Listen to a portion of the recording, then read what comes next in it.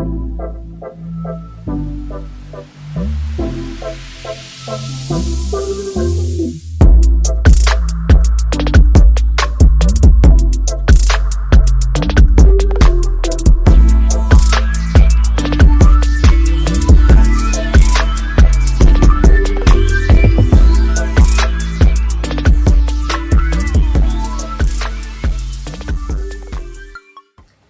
YouTube family, welcome to our YouTube channel Beyond the Bills. My name is Cindy, and in this channel we'll talk about navigating mental health, career choices and financial well-being. We're excited to have you join us on this journey as we show how important it is to live a fulfilled life beyond just paying the bills. Joining me today is my brother Tino. Don't forget to subscribe to our channel and like the video, because we're trying to build a community of like-minded people, because we believe it's very important to live your life beyond just paying the bills, getting paid and paying the bills also. So today's episode, our first episode, we've brought up some questions from our friends and family. So I'll go through the questions, then my lovely sister will answer them, okay? So the first question that I have here comes from one of my friends, Josie. Shout out to Josie. So Josie says, how can I maintain good mental health while pursuing a demanding career? What do you think, Cindy? Thank you, Josie, for such a wonderful question. So it's very difficult actually to have a work-life balance, but yeah, there's always a way. So the first thing that you need to do is to practice self-care. You need to take care of yourself outside the workspace, because some of us after work we still continue to think about work even after work, and we keep stressing about work after work. So you need to take care of yourself. Find ways that you can take care of yourself. Find a day that you can set aside to just have those practices and habits that allow you to have a self-care day, you know, like sometimes people tend to go to spas, massages. They also venture into their hobbies again that they were interested in while they were growing up. And you can also just have time set aside for prayer, for meditation, going to church, and spending time with your friends and family. The other thing that you can do is to set boundaries. You need to establish clear boundaries between work and personal life. Learn to say no when necessary. You know, when it's time for you to go to knock off, it's time for you to knock off. So focus on what you have to do after work in your personal space. You know, leave the work in the office. Okay, there's another day. Tomorrow is another day. You can work on the other work that you didn't manage to work on that day. You can work on it the next day. Okay, so always have boundaries. And also seek support. Don't hesitate to reach out to support when you need it. You can talk to a trusted friend, to a trusted family member, and you can also go for therapy. We will have a segment where we talk about therapy and, you know, how important it is, because sometimes our African society doesn't understand the importance of therapy and seeking professional mental health advice. Yeah. Amen. So the second question that I have here comes from Success. Success says, how can I overcome financial stress and create a positive relationship with money? I think that's a good question, and it's a challenge that many of us actually face. So hopefully my sister can help us out on that one. The first thing that you need to do, Success, and everyone else is asking the same question, is to actually you need to have a self-introspection, you know. You need to see where you are financially. You need to assess your financial status or your financial position, because sometimes we are so ignorant to that part where we don't want to face the reality of our financial status. We don't want to face the reality of our debts. So it's important to introspect and see where you are failing when it comes to managing your finances. Okay, that's the first thing. Because you cannot fix what you don't acknowledge. You need to acknowledge where you're going wrong, how things have got to the place where they are, and then you find solutions.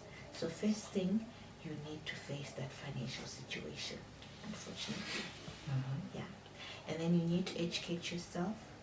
There are so many resources out there on how you can manage your finances. If you feel like you don't understand some of those resources and the wording, I know sometimes it can seem complicated, so you might need to then seek advice from a financial advisor who can explain how you can maneuver and navigate those financial issues. And then the last thing is shift your mindset. You need to have a positive mindset.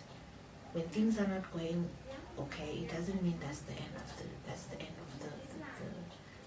the world. Yeah, there's always a solution for everything. So shift that mindset, focus on the positives. There are things that you've been doing right, even if you feel like you are doing wrong in terms of finances. There are things that you have been doing right. So the fact that you see that there's a financial problem is a good start.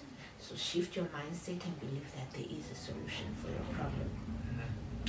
Also cultivate a mindset of abundance rather than scarcity. Focus on gratitude for what you have and set realistic financial goals that align with your values and that align with your paycheck. Okay? If you feel like you're living beyond your means, maybe it's time that you cut out on some of those expenses that you have. Yeah. Okay. But perhaps to add on to that, you mentioned about making a budget and sticking to it. Because for me, I think the challenge that I face is consistency and discipline. Because I remember you gave me a template for preparing my monthly budget, right? So I have that template, but now the challenge that I face is consistency. So I might be consistent, like I know, let's say my paycheck comes on the 25th, right? Mm-hmm. So let's say I could be consistent for like 2-3 months. Mm-hmm. Then the 4th month, something comes up on the day I know I'm supposed to prepare my budget. Then I just miss that day. Then my paycheck comes in. Then since the money is already there, I forgot to budget, but I know 1 or 2 things that I need. Then I already start spending the money. Mm-hmm. So for me, that's a challenge, like keeping consistent. That's one. Mm-hmm. Then once you feel with your consistency, then you fall off the wagon of discipline. Mm-hmm. So those are like 2 of the challenges that I'm facing personally. I don't know, personally, we could do another episode on that one. Maybe I can just also answer that. Yes, yeah, awesome. Yeah, in short. If you feel like you're struggling with consistency, right? Maybe just reward yourself before you get that paycheck. You can reward yourself and tell yourself, I'm going out on that day. Yeah. I have a date with myself, right? And then you take your budget template, or your girlfriend, or your partner, or your family member, anyone that actually, also prioritizes your financial well-being. Yes, so it's the sister then. Yeah, it's the sister. Yeah. It's also good to have an accountability partner. Okay. Yeah. So if you do have that kind of partner, you can set a day before you get paid, before you see the money in the account, before you get excited. Yeah. Yes. It can be a week or 2 weeks before you get paid, because you need to plan in advance. The moment that you start planning when the money is in the account, that's where the problem comes in.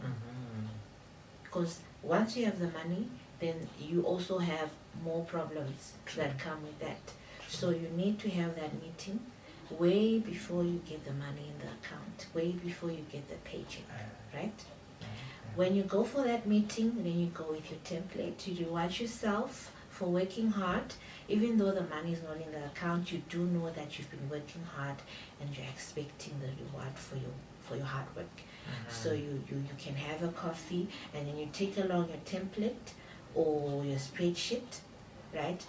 And then you break down the things that need to be paid, the expenses. And then make sure you have all the expenses on that template, and you allocate the amount for all your expenses, right? Then after that, make sure that you also have your savings in place. And I believe it's so much better to have a debit order for your savings, because you know that it's automatic. There's no way that you can avoid it.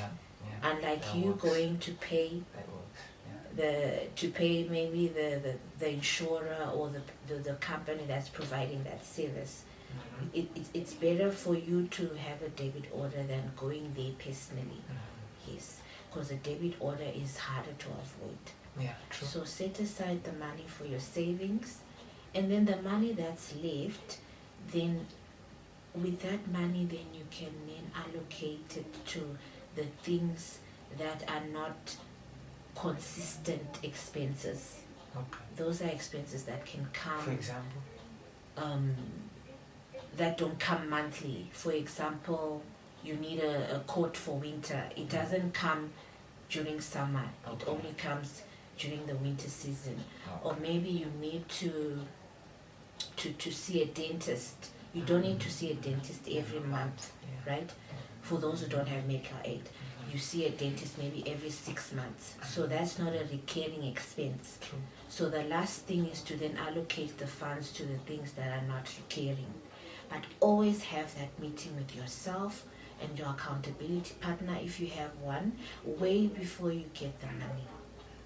Yes. If you see that you have issues with consistency, or if you see that it's difficult for you to allocate your income when the money is already in the account, then you need to have that meeting way before you get the money. Okay, awesome. Thank you. So I think for today we've spoken enough about money. So that's all we have for today's Q&A episode, which is our first episode. So remember, guys, we're just here to show you that we can and it's possible to explore a life beyond just paying the bills. Okay. So since that's all we have for today, if you have any other questions, or if you have any content or topics you'd like us to address and talk about on this channel, please just drop them below in the comment section, and then we will definitely look at them. Okay, we'll definitely go through every one of them one by one. Okay, so that's all for today, guys. Don't forget to subscribe and share. Okay, ciao, and remember, There's more to life beyond the bills. okay, amen.